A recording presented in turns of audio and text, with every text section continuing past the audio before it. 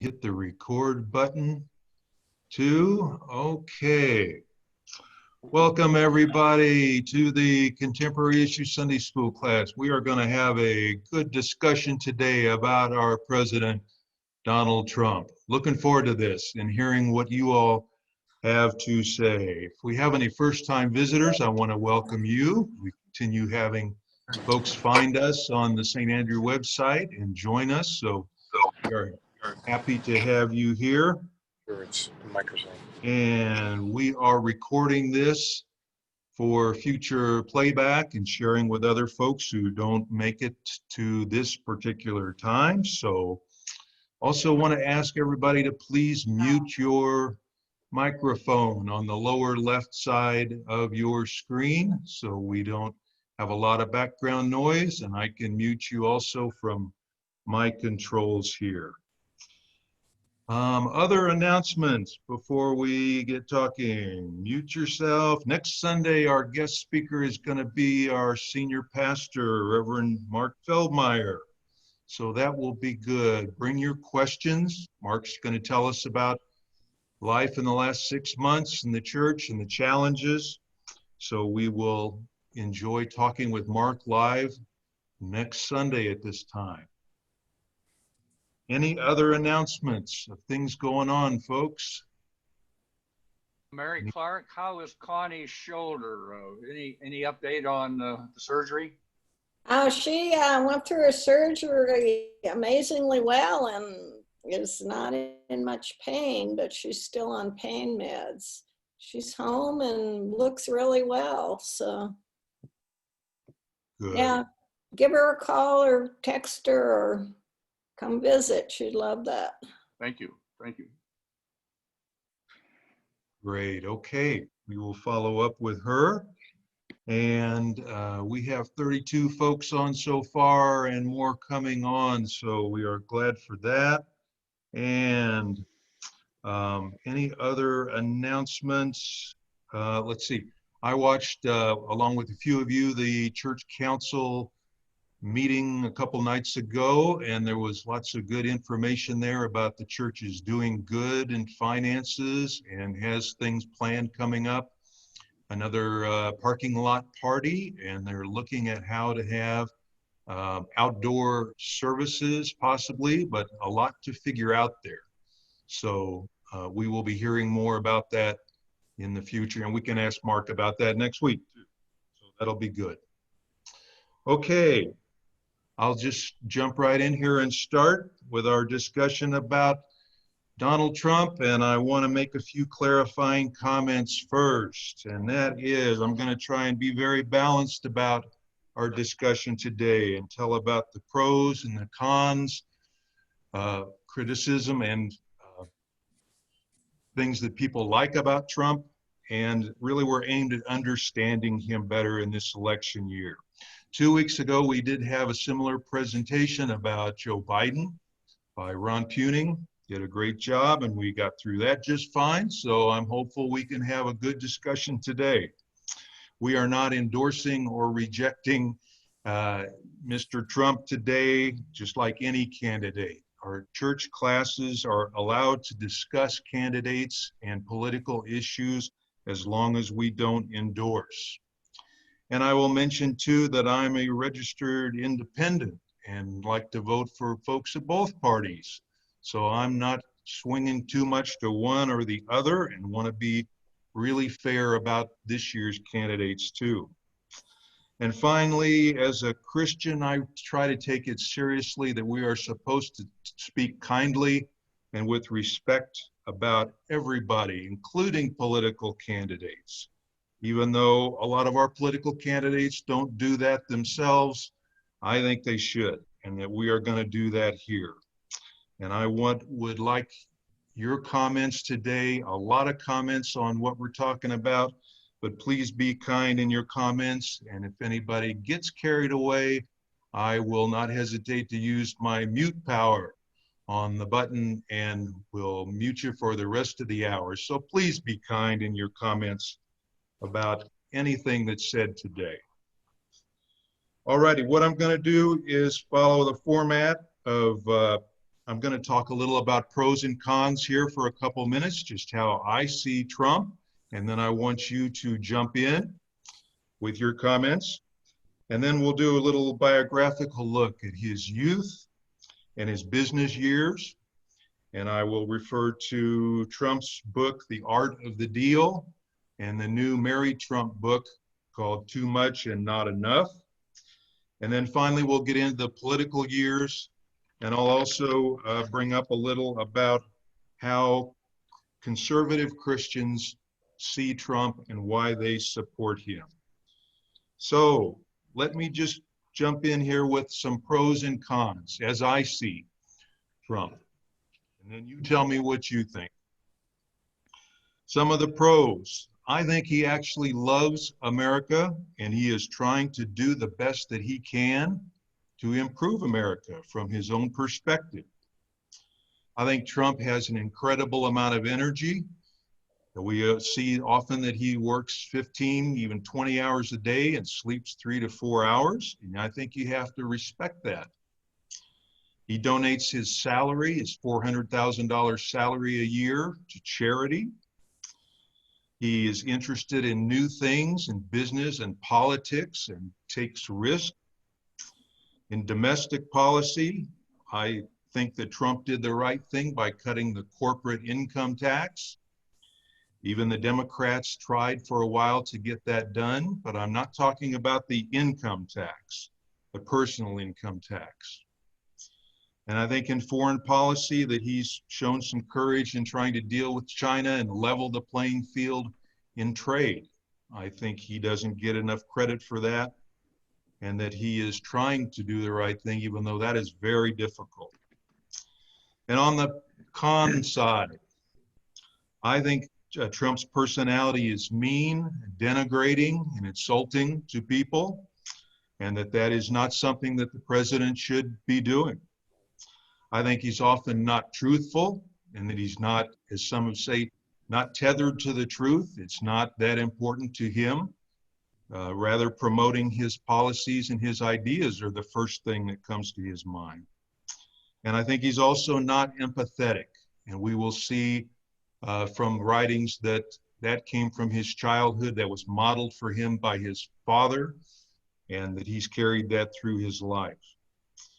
Domestic policy, I differ from him on gun control. I think some small amounts of reasonable gun control could be done, but he's not in favor of that. And in foreign policy, I think he's not followed up with things like North Korea that he could have also.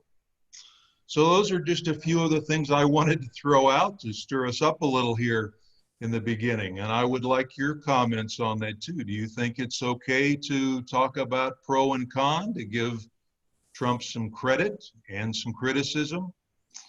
And what do you think? So jump in there and tell me where you're at on him. Don't be shy. Go ahead, Jim Watson. Well, may I comment first about the selection of political parties or being an independent? Okay, sure. I used to be a strong independent because I voted like you for both Republicans and Democrats, and I still do actually. But I was kind of smug about it, you know, that nobody owned my vote. You know, I could go either way. But I read a book written by a German about how Hitler came to power. And he said, in essence, that people weren't paying attention to what was going on. And I thought, well, with being an independent, I don't have any ability to select who the parties are running. So I thought, well, we should get into the political parties. And I registered with one, and Jane registered with the other, so we could have a voice in the selection of party candidates. And I think everyone should be in a political party for the same purpose. Okay, So very good. I think being independent attitude in your action, in your vote is great, but don't be independent in the selection of candidates. Most of us are couples. I'd recommend one being in one party and the other in the other. That's a whole good discussion too.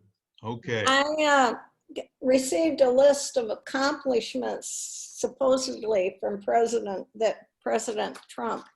There's 30 accomplishments supposedly that he has done while he's been in office.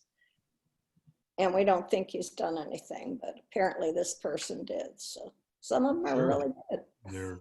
You know, Jim, Gene Dawson again. I grew up in a family where my father was an independent and my mother was a very outspoken Democrat. And I learned to appreciate the fact that they could have very civil, spirited, and energetic conversations around issues. So I sort of like your recommendation here. Thank you for saying what you just said. I have one thing about President Trump to say, that I think he has harmed the Republican Party, and it grieves me. There was a time when I felt that most of the people that I knew could support candidates from either party, but the Republican Party has changed under Trump. And I think we need two parties in this country. I think it's important that we have two parties. And he's not good for the Republican Party, it seems. I mean, he's not good, yes, for the Republican Party. Yes, that's what I'm trying to say. A lot of writing how he's changed the party from the Reagan conservatism to the new popularism and nationalism. Changed the tone of the party. Interesting. Okay, before we move on, anybody else on what you like or really strongly dislike about Trump? I have just maybe a little bit of a different perspective I wanted to throw out there. I would, and I'm taking this really from a couple different sources, and I could refer people to. One of them is this book, The Body Keeps the Score, which is an MD. It's on the New York Times bestseller list. It's a really well done book about the effects of trauma, physiological, neurological effects of trauma on our brains. And now that they can actually see these with PET scans and functional MRI and so on. And also Thomas Keating and his work on what he calls the human condition. My dad was very much like Donald Trump. And so what I see is that it's not so much about policy for me. It's the sadness of traumas that affected my father and that I believe have affected the president in ways that just make them incapable of certainly empathy, you referred to that, but also incapable of understanding someone else's opinion, incapable of doing anything except reacting in their own perceived best interest. So that's just kind of where I'm coming from. Okay. I'd like Very to good. say something before you move on. Go right ahead, Terry. What I don't like, for example, is that he has left it up to the states to solve our national crisis. An example of that is the Congress has given $25 billion for testing in other states. Of that $25 billion, less than $10 billion has been spent because the states individually don't have the capabilities of attacking and curing our coronavirus problem. One example is what the state of New Mexico has done. It forbids anybody from any other state entering New Mexico without first self-quarantining 14 days. And so on the national level, our states individually aren't capable of addressing a lot of these problems. And I think that's where I'm having a problem that we need to do things on a national level rather than doing things on state levels. Steve, one of my concerns Good is that from a world perspective, we've kind of quit being the leader that I think we need to be in the world. We've done more to make people upset with us, I guess, than trying to draw people together and help solve some of the world's problems, dropping out of the World Health Organization and some of the other things, getting out of the Iran deal and now wanting to get back in and have an impact on what the world leaders think about how we should react to Iran. We do a lot of things that are inconsistent, and I don't think they're very good from a world perspective. Okay, well said. Steve? Yes, go ahead, Shirley. Yes, also my concern is that the left is driving us away from the churches and the Constitution and a lot of our freedoms. And I have the book by Sean Hannity, Live Free or Die. Okay. On the back, he says progressivism, especially today's version of it, is intrinsically radical. Left to their own devices, they would move the country wholesale into socialism and authoritarianism. Americans cannot afford to let our guard down for one moment if we hope to pass on the blessings of liberty, freedom to our children. The work of sorting up our constitutionally guaranteed liberties will never be complete. We can never let our rest because the left will never rest. He's one of the main voices of the Fox News network and does a good job of representing that position. Thank you, Shirley. Yes, Okay. just to pick up on Shirley's comment, Steve, I have extended family members back in the heartland, the breadbasket, who voted for Donald Trump. And cite a evangelical Christian comment that may represent more people than sometimes we realize are out there voting for Donald Trump, when it was said, we don't like his behavior. We don't necessarily like him as a person, but we like what he stands for. We like what he stands for. And I think people need to keep that in mind, certainly in mid-America, that seems to be a sentiment shared by a good number of folks. So just to put that out for purposes of discussion. I think that gets to it pretty good, and we'll get to more of that in a few minutes too. Go ahead, Jim, and then I'll get into the biography. I think this religious issue is a straw man, because I think in both parties there are people who follow their religion and those who don't. And I think it's wrong, as some have said, that the other party is godless. That's not true. There's a lot of good Republican Christians and a lot of good Democratic Christians, and a lot of them on both sides conduct themselves like they never heard of Christ or any religious teaching. You know, it's just situational political considerations that motivate them. There's a saying, a person can be known by the company they keep. You look at the number of people that have been fired or quit the Trump administration, it speaks loudly. Also, looking at the scorecard, Rick Gates, Paul Manafort, George Papadopoulos, Mike Flynn, Michael Cohen, Roger Stone have all been convicted by grand juries and courts of crimes. And now this week we hear Steve Bannon has just been arrested and charged. So has there ever been a president that's had that many people quit on him and be convicted of crimes? And he's just started the pardons. He's going to have to continue to let this band of cronies do away with it. If you heard Bloomberg's comments, Ron, he put it right out on the table. If you had a company you wanted to have managed well, would you pick Donald Trump just because of his lack of managerial expertise? So that issue is well taken. Thank you. Okay, Karen, go ahead, and I then have I'm a going quick to go into question. This is Karen. Go ahead. All right, thank you. So I'm not sure who the person was that had family members in the Midwest in the breadbasket area that said they don't like his personality and they don't like his behavior and don't like him as a person, but they like what he stands for. And I don't know if there's any clarity from what do you hear? What does that person hear? What does he stand for? I'm kind of mystified by that.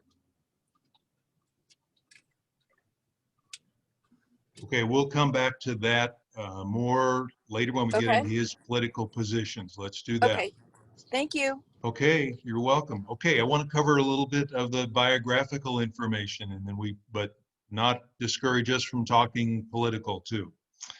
Trump was born and raised in Queens, a borough of New York.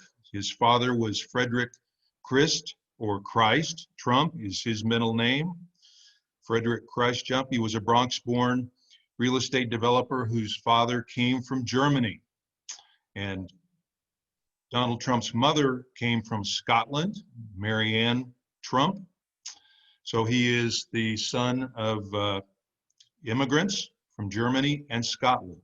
At age 13, Donald was enrolled in the New York Military Academy, a private boarding school, and then he attended Fordham University for 2 years and Wharton School at the University of Pennsylvania. I want to read to you a little bit of his own words from his book, The Art of the Deal, in 1987. It tells about his childhood. In chapter 3, Donald Trump says, "I was an aggressive kid. In the 2nd grade, I gave my music teacher a black eye. I thought he didn't know anything about music, so I hit him, and I also almost got expelled. The difference now is I use my brain instead of my fist. You either liked me or hated me in school. I like to stir things up. I was not trying to be malicious. I was just a very aggressive child. Like when I was sent to military school at age 13, my father thought discipline would help get my aggression under control. And it did help in some ways. When I got to military school, there was a drill instructor named Tobias who was very tough on me. My aggression did not help get around him, so I learned to play him. I conveyed to this instructor that I respected him, but I was not intimidated by him, and it worked. I was able to get my time passed easily at the military school. He went for your jugular if you were weak, so I did not show this instructor any weakness. That's very important in business also. I was a good enough student, but I'll have to say that I never cared much for schoolwork. When I graduated and then went back into business, I went to the Wharton School of Business primarily to get a prestigious degree that would impress people. And I found that very helpful in business. He said, then he went on to what he did in business when he got back to his father's business right out of college. Trump went right to work for his father. So that was a little bit about his own words. Any comments or observations about that from his book? I'd like to comment a little bit. Sure, I was go ahead. stationed on a ship in the Brooklyn Navy Yard. His dad talked the federal government into financing 15,000 housing units for the Brooklyn workers, and I had many contacts with them. His dad discriminated against who could stay there. He was sued by the federal government, and he settled out of court. His dad made him the rent collector, And we all know how rent collectors deal with 15,000 units. It's a tough job, and you have not always the best attitude because it's all about bringing home the rent collection. Yeah, Trump says that in his book also, that one of his first jobs was to go around with the rent collector guys that would carry guns and knock on the door and collect back rent, and that it helped him learn how to be tough. He Steve, describes also heard that he was impacted quite a bit by the church he went to when he was younger. Did you read Yes. about Yes, he did. And I'll get to that, Ron. Thank you. Okay, let me do a little bit now on the Mary Trump book. And thank you to Ron Puning for putting together these slides. This book that's just got a lot of attention by Donald Trump's niece. It's called Too Much and Never Enough. Steve, your sound is very bad. Okay. Maybe it's just you. Other people are saying it's okay. They can hear it all right. So it might just be your computer. Mary Trump was a PhD in psychological counseling. So some folks say she has credibility for that, but then also others have criticized her because she was disinherited and her father was disinherited from the family because her father, the oldest Trump child, did not get along with the father. He was not the same personality type as the father, and so was disinherited. And some people say this lady wrote this book because she was angry and her side of the family was disinherited. But she has some credibility with her PhD in psychological counseling and telling the inside stories from the Trump early years. Here's the family tree. Donald Trump was the third of 5 children. His father was Frederick Christ Trump, Marianne, and then Frederick Trump came from Germany. The siblings were, starting with the oldest, Mary Trump, who's a now retired federal appeals court judge. Then there was Fred Trump, called Freddie, Donald's older brother, who was an airline pilot and did not get along with the father, and so was disinherited and died of alcoholism. And then there was Elizabeth Trump Grau, a bank executive who retired. Fourth was Donald Trump, and fifth was Robert Trump, who worked in the family business and just died, was in the news just a week or so ago, having passed away. Also in the book is a review of Donald Trump's wives and children. And here shows the 5 children in the Trump family. Donald Trump, he then married Ivana and had Donald Jr., Ivanka, and Eric. Then Donald married Marla Maples and had Tiffany. And then Melania Trump and had Barron. The father, Fred, according to this author, was a highly functioning sociopath, in her opinion. And the characteristics were he lacked empathy, had a facility for lying in his business dealings, had an indifference to right or wrong, abusive, mainly neglective behavior toward his children, was not warm and caring to his children, and a lack of interest in the rights of others. So that was her opinion on the father. She says that Donald, as a young child, tormented his little brother and stole his toys. Well, lots of people do that. At school, name-calling and teasing. The fellow board members at his private school recommended Donald be sent to the military academy, and he was. And Donald grew up and continued to be his dad's favorite to take over the business. Girls were supposed to be secretaries and receptionists. That was the opinion there. Okay. Don't want to spend too long on that, book, but it did have a lot of attention and continues to be a bestseller at the moment. All right, I'd like to move forward with a little more about Trump himself, including his religious background, as Ron Mazur just said.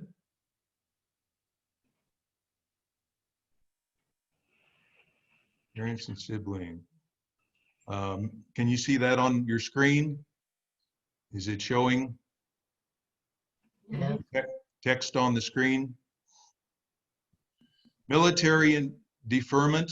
Donald Trump obtained 4 student draft deferments. In '66, he was deemed fit for military service, and in '68, but then he was deferred for bone spurs, which permanently disqualified him from service. Trump said in 2015 that he did not remember which foot the bone spurs were. And also I noticed reading that Joe Biden had deferment for asthma in his teenage years while he was a quarterback of his high school football team. So there's some question there about the truthfulness of both of their deferments. Trump's religion. Donald Trump identifies as Presbyterian. He grew up and went to Sunday school, was confirmed in '59 at the First Presbyterian Church in Queens. In the '70s, his parents joined the Marble Collegiate Church in Manhattan, where the pastor was Norman Vincent Peale. He ministered personally to Trump's family until Peale's death in 1993. Trump has described Peale as a mentor of his. In 2015, after Trump said he attended the Marble Church, the pastor publicly stated he's not an active member. And in 2019, Trump appointed his personal pastor, televangelist Paula White, to the White House Office of Public Liaisons. Any comments, observations on his religious past? Didn't have much info. Steve, his religious upbringing with Norman Vincent Peale is, I read something that said that Peale's approach, and this may not be exactly right, was basically you're always right. You have to always have confidence in whatever you do is always the right thing to do. And so you can see that's impacted the way he acts today. Okay. And at the funeral service of his father, he just talked about himself. And there was nothing said about Fred being a respectable father. Okay, interesting. A few more things about Trump himself, Trump's health and lifestyle. This is from Wikipedia also, by the way, with citations here at the numbers. Trump abstains from alcohol. He has said many times that he does not smoke cigarettes or cannabis. He doesn't like alcohol. He likes fast food and French cuisine. He said he prefers to sleep 3 or 4 hours per night. He called golfing his primary form of exercise, although he usually does not walk on the course. He takes the cart. He considers exercise a waste of energy because he believes the body is, quote, like a battery with a finite amount of energy, which is depleted by exercise. In 2015, Trump's personal physician wrote that Trump would be among the most healthy individuals ever elected to the presidency. But that was disputed by outside cardiologists who commented that Trump's LDL cholesterol level of 143 did not indicate excellent health, and he was clinically obese, in their opinion. His 2019 calcium score also indicates he suffers from a form of coronary artery disease common for white men of his age. In the class right now. Okay, wives and children. We also did a little bit on that. Let me present a little bit about his wealth also. When he filed mandatory financial disclosure forms with the FEC to run for president, Trump claimed a net worth of $10 billion. However, FEC figures could not corroborate that, only showing his largest buildings being worth over 50 million. It's hard to determine that. Trump said in 2007 deposition, my net worth fluctuates and it goes up and down with markets, with attitudes, and with feelings, even my own. Trump has said he began his career with a small loan of $1 million from his father and that he had to pay back with interest. But in October 2018, the New York Times reported that Trump was a millionaire by age 8, borrowed at least $60 million from his father, failed to reimburse him, and has received $143 million from his father's business empire over his lifetime. That's what they estimated based on the father's net worth of hundreds of millions of dollars. In business, Trump attracted attention first in 1978 with the launch of his family's first Manhattan venture, a great big hotel that was run down and closing. He was only 27 years old at the time and was very aggressive and successfully got that built. He also acquired casinos in Atlantic City, including the Taj Mahal, 1988, in a highly leveraged transaction with hundreds of millions of dollars in junk bonds. Trump has also been involved in golf courses, acquiring, constructing golf courses. From his inauguration to the end, Trump spent around one of every 5 days at one of his golf courses, it has been estimated. Banks, while Trump has not filed for personal bankruptcy, he has declared bankruptcy in 6 cases. And he said that that's not a problem, that using debt is a wise way to do business. In 1998, he purchased the defunct Eastern Airlines shuttle with 21 planes and operated it until 1992. He failed to earn a profit and sold it to US Air. And in his books, his most successful book, The Art of the Deal, was on the New York Times bestseller list for 48 weeks. The book expanded Trump's renown far beyond New York, promoting an image of himself as a successful deal maker and tycoon. Trump was credited as the book's co-author, but the co-author later said he had done all the writing, and that was confirmed by the Random House publishing company head, who said that Trump has called his book his second favorite after the Bible. Okay, that's a quick review of some of Trump's business dealings and his books. Yes, time for comments. Go ahead. That book also was used as a major textbook from some of the leading universities on business. On business, The Art of the Deal, Shirley? Yes. Good. Very good.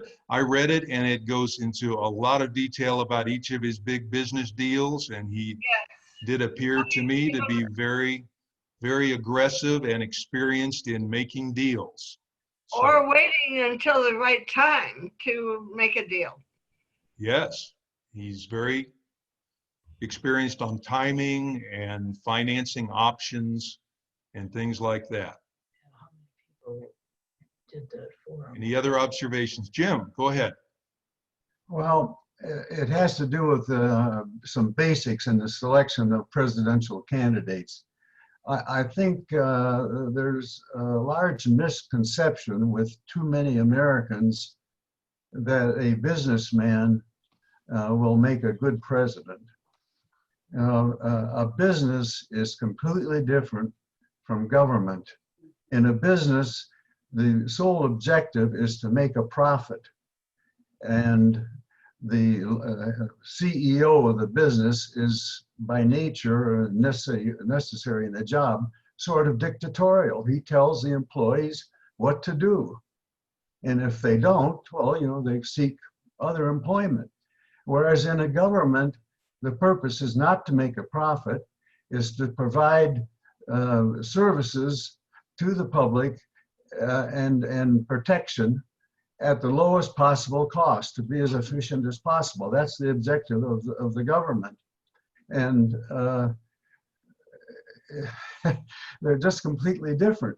Now, a businessman, with the government, the president, he has to cooperate with people, provide inspiration, motivation, guidance, oversight. He has to do all those things, but he has to be cooperative. He can't be dictatorial. That's not an effective way of management of the government. So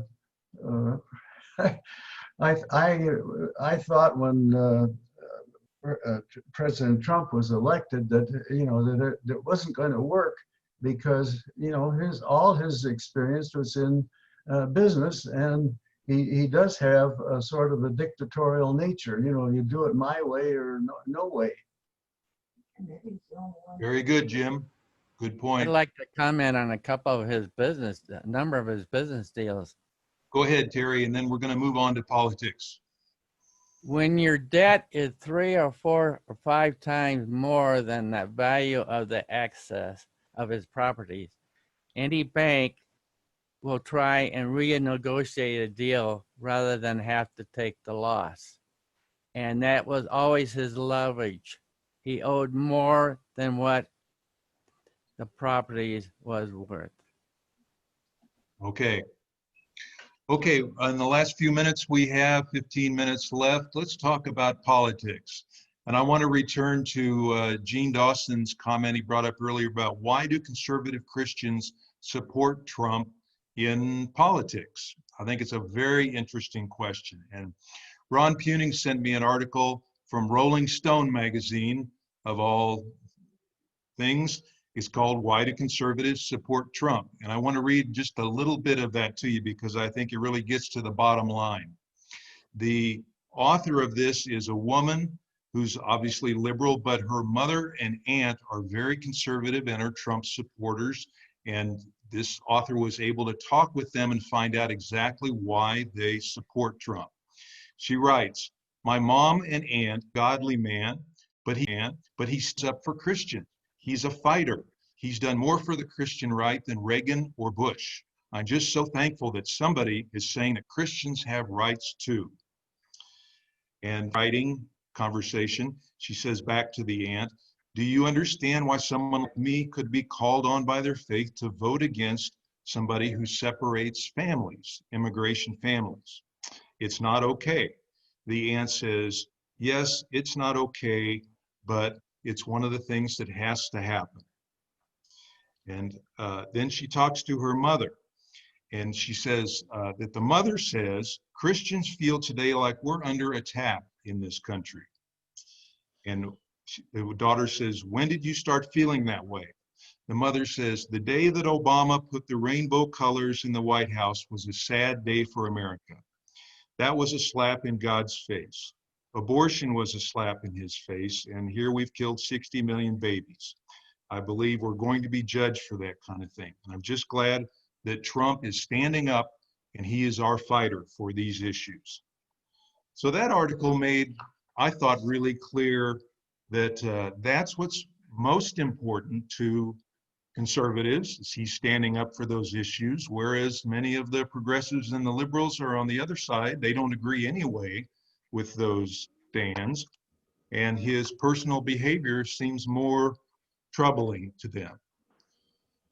Would you agree with that? Gene, does that reflect what you've heard?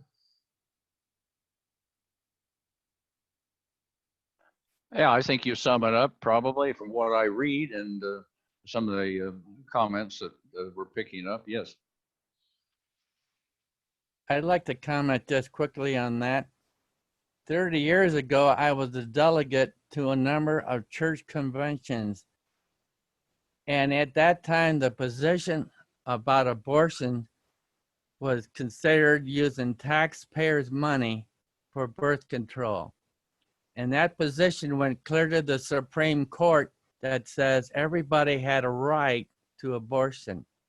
So then they changed their position of it being an abortion birth control issue to that they were killing somebody. They did a flip-flop on that. But in those days when I went to these conventions, they were so upset that they were using taxpayers' money to give somebody an abortion for their birth control. And that was the issue 30, 35 years ago. Okay, very good. I want to read to you a little bit about the progress of the wall, because Trump has, of course, continued with that, the wall with Mexico as one of his primary political goals. The LA Times reported in June of this year that nearly 216 miles of wall has been replaced by the Trump administration. The dilapidated fencing has been replaced in 200 miles of the 1,900-mile total. The Homeland Security chief said that 3 miles of new border wall have been constructed where no barriers previously existed. So it sounds like about 3 miles. Then in August, 2 weeks ago, the San Antonio News followed up on that and said that the Homeland Security said that 5 miles of new wall has been constructed along the US-Mexico border. Since Trump took office in 2017, the administration set aside $15 billion to build 738 miles of wall and fencing in new places, but that has been stifled by court orders and also the confiscation of private land in Texas, where the private landowners do not want to give up their land for new border walls. And just by the way, also in 2015, Wikipedia says that borders and walls seem to burst on the global scene, not only in America, but in Europe, Austria, Bulgaria, and others where governments are trying to stop this flow of immigration. So that's a little update on the wall. We haven't heard much about that, but it looks like a lot of opposition has stopped progress on the wall with Mexico. Steve, can I make one quick comment? A lot of things that aren't being achieved are being blamed on the fact that we have a Democratic House of Representatives. But it amazes me that during the first 2 years of Trump's administration, he couldn't agree on a lot of things with the Republican Congress. They didn't achieve their rewrite of Obamacare. They didn't get funding for the wall, full funding that Trump wanted. So there's a lot of things that exist within the Republican Party that aren't consistent with what Trump wants. And so he's not even getting the support he needs from his own party if he were to get his agenda fulfilled.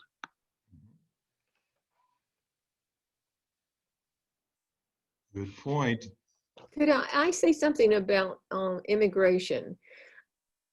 I think that people who live in the South, maybe even just Texas, you know, people as in the next century are going to want to move further north. We may want to, some of us may want to move into Canada because the world is going to be too hot to live in around the center band of the earth. And so somehow we're going to have to accommodate these people. I mean, it just has to be done. It's a worldwide problem, what to do about not just immigrants, but refugees, those fleeing from war-torn and poverty places. Well, Steve, I think the elephant in the room, and it's difficult to factor in how many silent closet Trump supporters there are until the votes are cast, is the racial divide, diversity in particular. And unfortunately, that issue is a silent issue, but it's a very big issue, as many of us know, that Trump represents for numbers of people the last great white hope.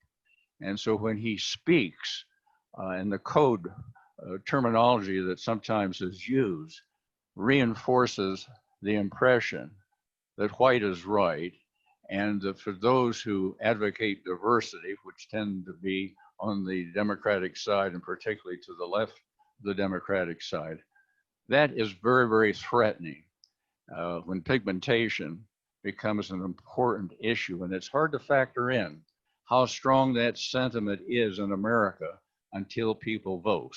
So that fits in part with what Jacqueline was just alluding to as far as immigration is concerned. I like the comments on immigration. The reason people immigrate is that there is somebody willing to hire them. As long as the business community wants to hire them, they will be immigration. I've been to Germany. The city of Hamburg is 80% Muslim because after World War II, Germany brought in Muslims to rebuild Germany.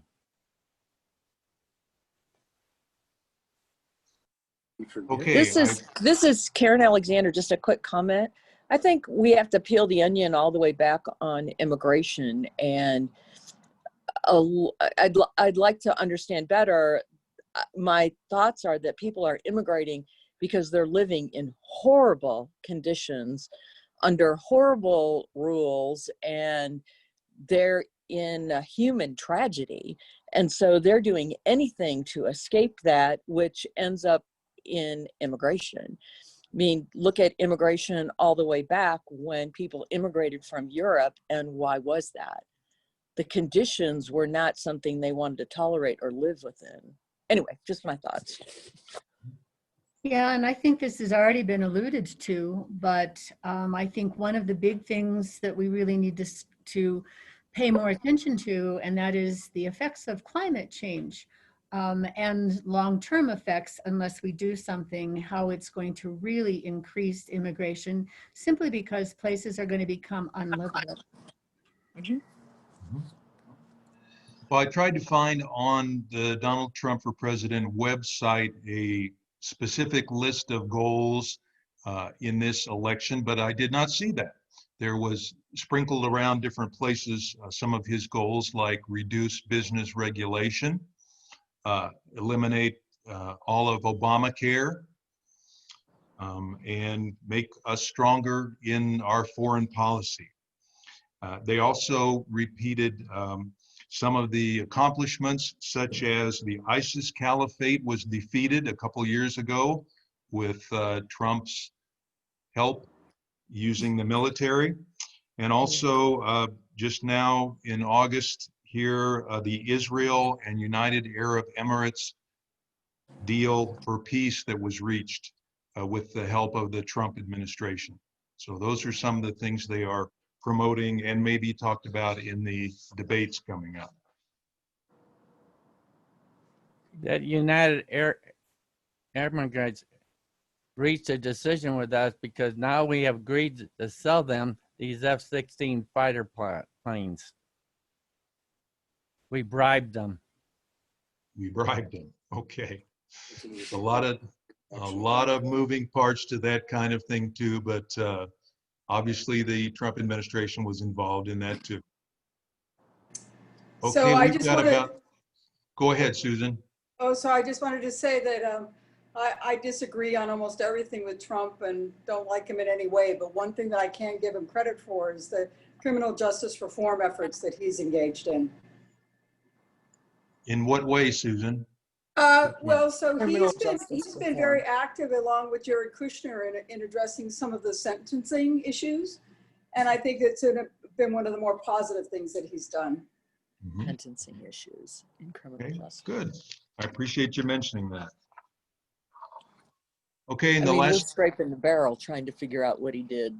3 or 4 minutes that we've got, let's just talk generally about what you think is going to happen now. How do you think the debates are going to go? And if Trump loses, what do you think we will see him doing? Do you think there'll be a reality show, Keeping Up with Donald? Do you think there'll be a Fox News type of network? Trump? This is Bob. I think he'll refuse to leave office. I think he's going to use military and to stay in office. That's some of the reading I've done. And especially if it's close, with him negative, was it Karen, negative 22 points or something in a On a positivity rating. on a positivity rating. He's negative 22 away from Biden. But if it ends up being close in a popular and electoral vote, I think he'll stay in there under any condition he can possibly stay there. And I think it's going to cause a real problem. But that's my opinion. Some are predicting that, yes. Shared by others too. I do not believe that he'll ever use the military, because every flag position, admirals and generals, those promotions have to be approved by Congress. And no military officer who wants to become in a staff position will ever think about doing that. Good point on that, Terry. Well, I like I read a thing where they could, that if he doesn't go and they tell him he has to go, the Secret Service will arrest him and take him out. I'd love to see that. I don't personally think it would ever get to that. I think he's got enough sense that he would not push it to that point, but you never know. Yep. Any final thoughts, folks? I think, Steve, we all hope, whether it may be false hope or not, that when we do have a debate or debates, they be somewhat civil and it not be so nasty and ugly that will be an embarrassment to the rest of the world and certainly to the rest of us fellow Americans. I agree, Gene. It's sad to see the nasty tone. I guess this is Karen Alexander again. I've done quite a bit of reading about Trump and his family and his father. And one of the tenets from his father was you win at all costs. Whatever that means, you win. And I think I see that from how he makes his decisions. When people don't agree, he gets rid of them.